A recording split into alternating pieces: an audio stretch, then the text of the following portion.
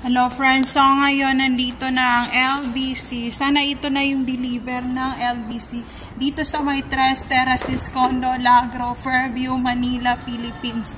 So nandito na yung LBC truck delivery. So sana ito na yung pina-deliver cargo ko. So shout out to LBC.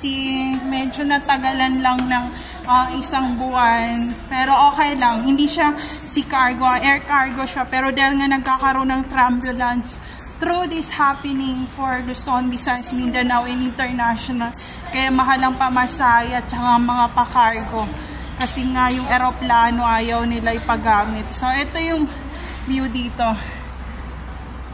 Ayan, LBC, shoutout. Ang daming LBC talaga. Luzon, Visayas, Mindanao, and International. LBC.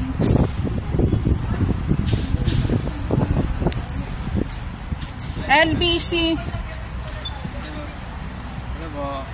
Palagay na lang po. Sinasabi ko nyo. Ito na.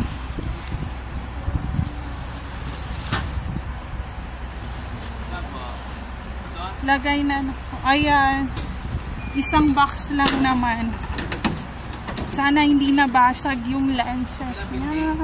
Hindi na sa building, dito na lang. Ako na lang mag-aakyat niyan. Dito na lang. Diyan na lang ilagay? Diyan na lang, dyan na lang.